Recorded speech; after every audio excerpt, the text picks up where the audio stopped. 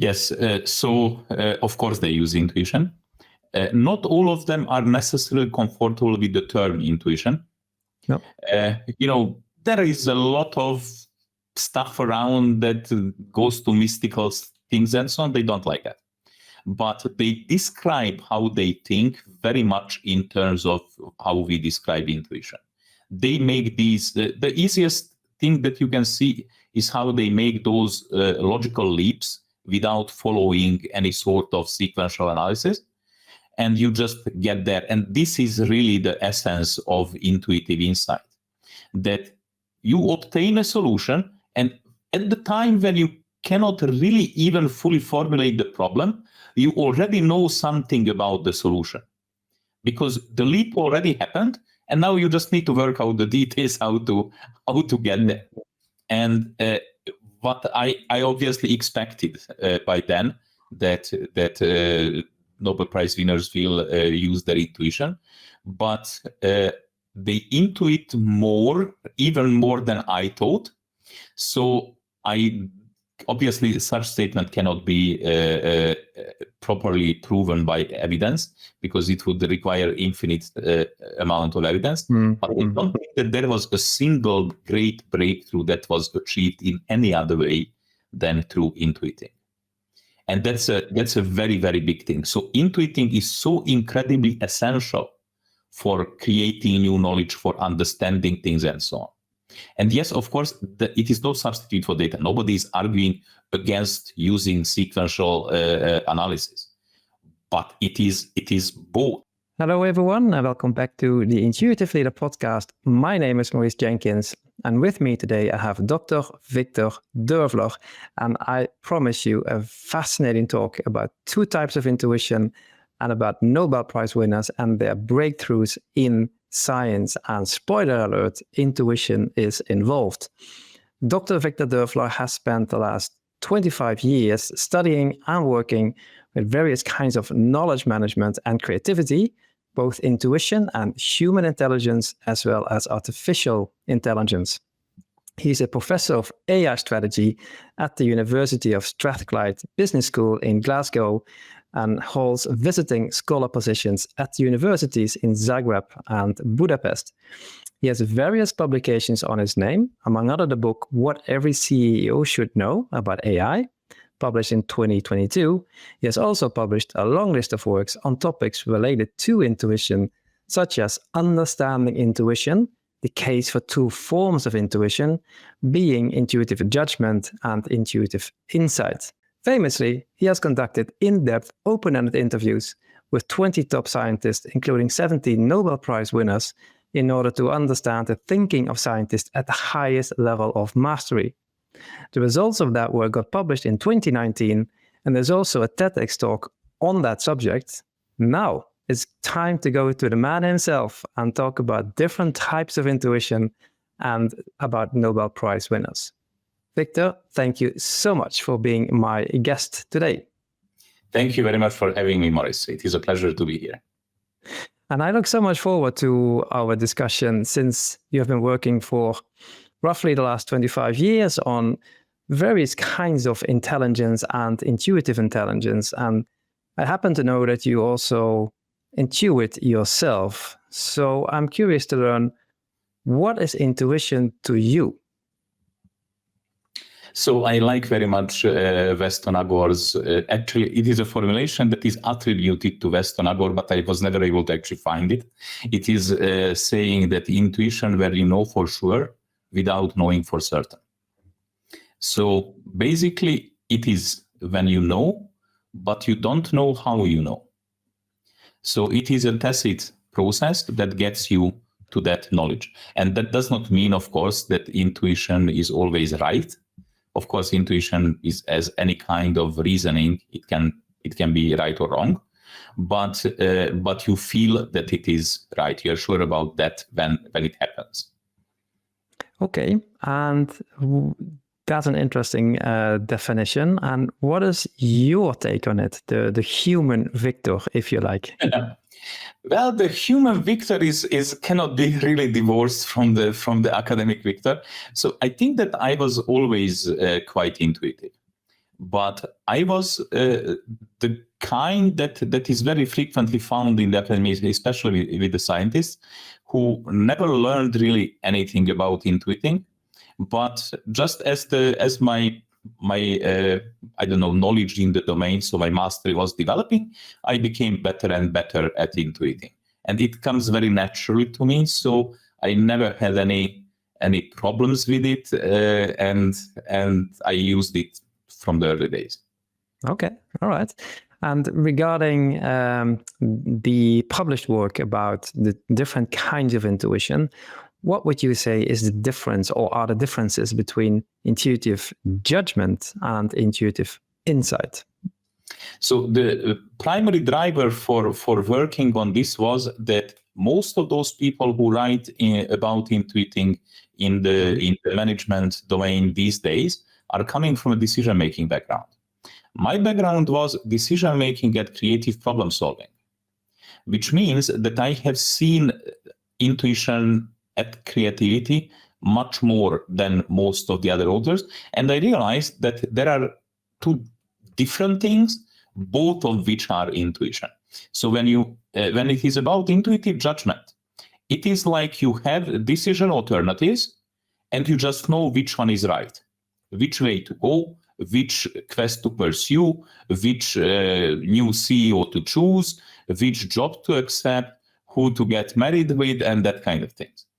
However, if it is intuitive insight, then it is about creative problem solving. It is about what is the solution to a problem. And of course, the two are very often intertwined so much that they are very difficult to distinguish. Because when you start, for example, a problem solving, you decide about which problem to try to solve. And that's an intuitive judgment. Then there might be a leap that takes you to the solution, and that's intuitive insight. But then you are again making intuitive judgments in the process.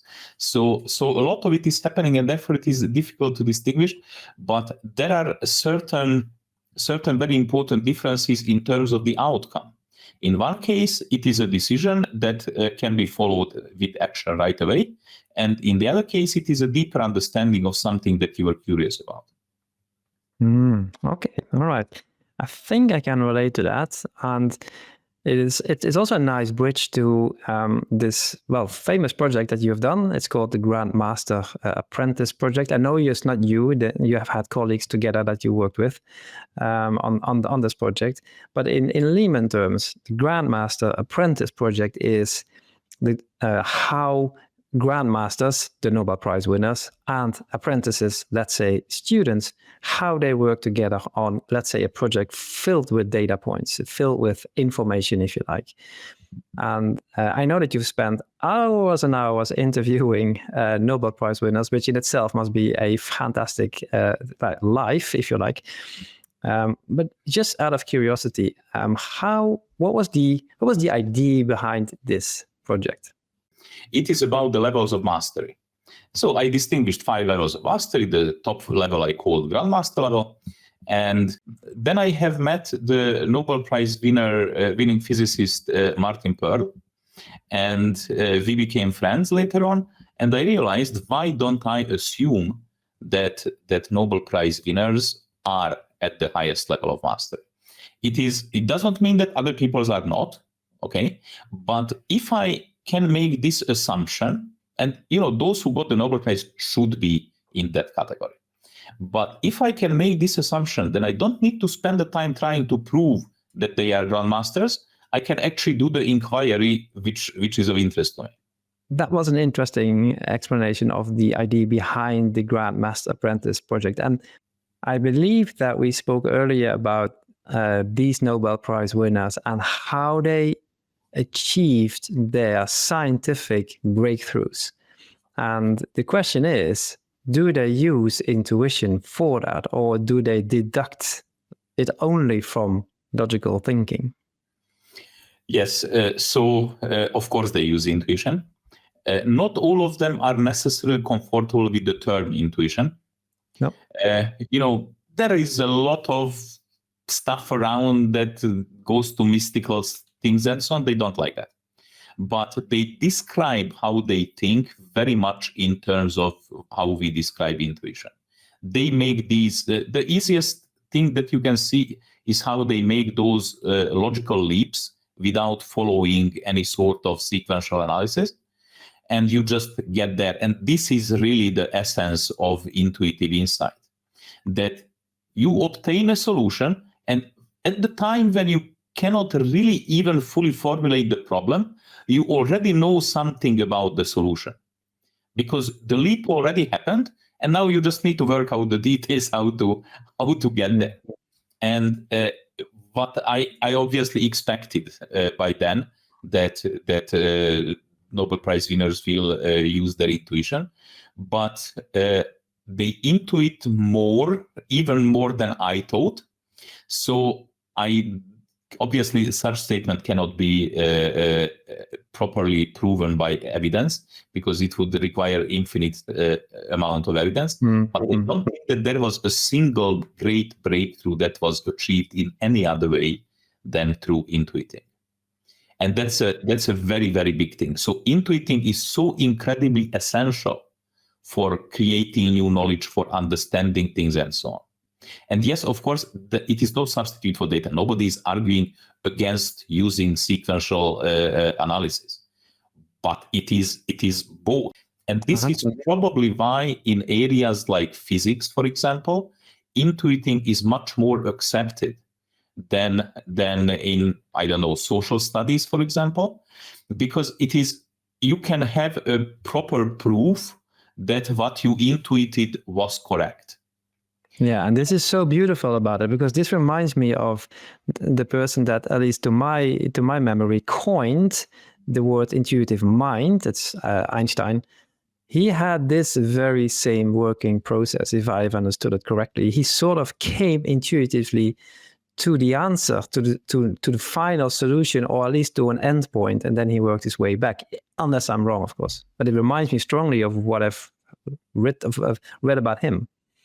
Yes, and you can find similar things about Poincaré, about Bohr, and about huge number of physicists and mathematicians and so on.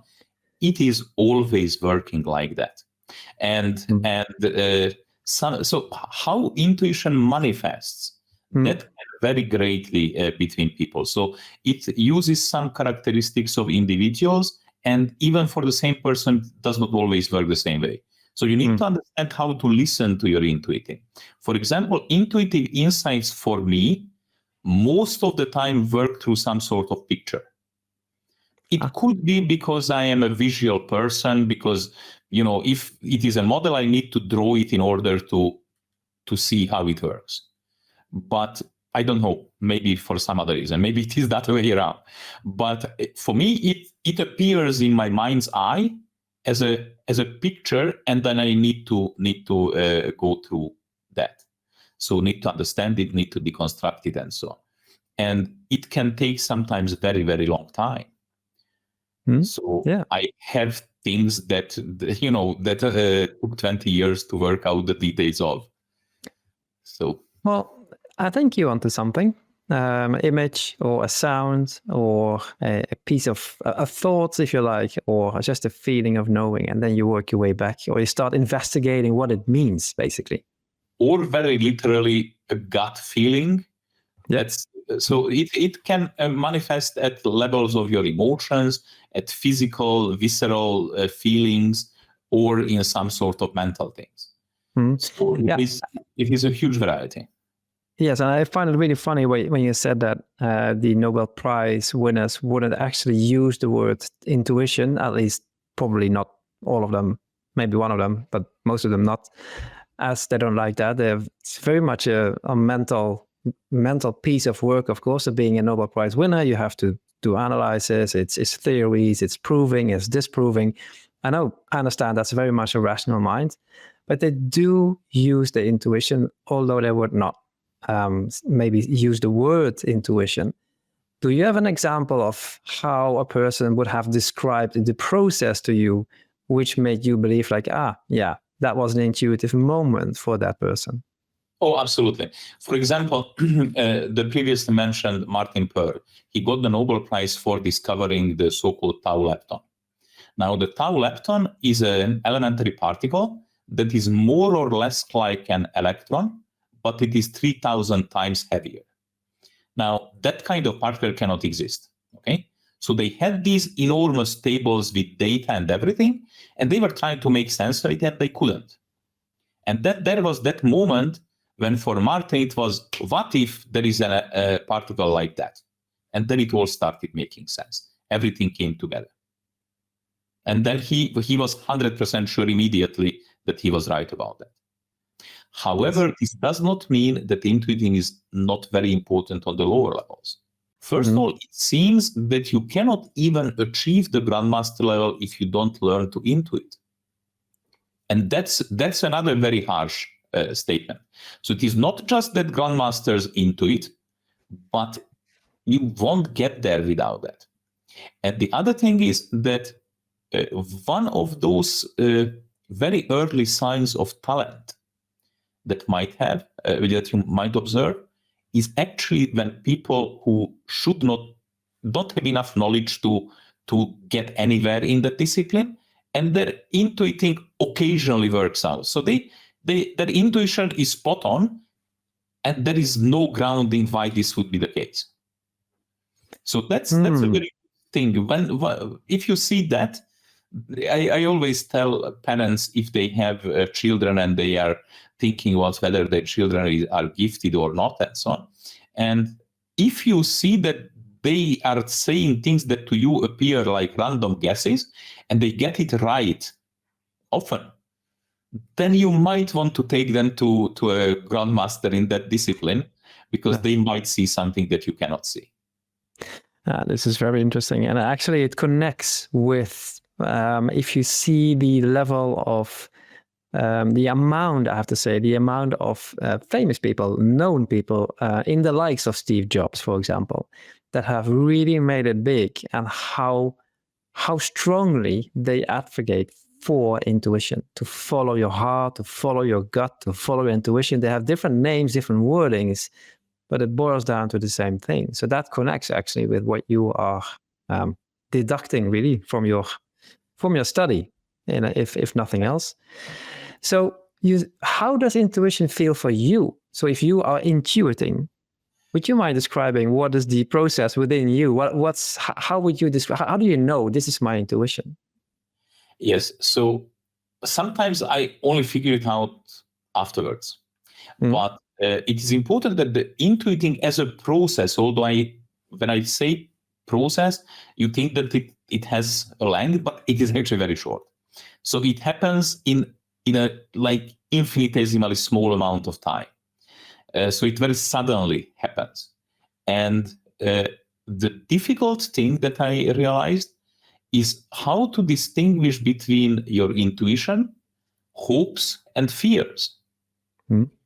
So do I feel like this because I'm actually afraid of that? Or my intuition is telling me that that's what is going to happen? So this is one of those things that you need to learn. It took me a long time, obviously, but now I can pretty reliably distinguish between these. Also, very often it happens the way that I act or fail to act, and that's what tells me later on that it was an intuition. So to give you a very simple everyday example, I was driving a car and I wanted to change lanes, and I wanted to turn my steering wheel, and simply my arms did not work. I could not turn the steering wheel. It was like, what on earth is going on? And when I looked, I have seen that in my blind spot there was a car. So if I did turn, we would have collided.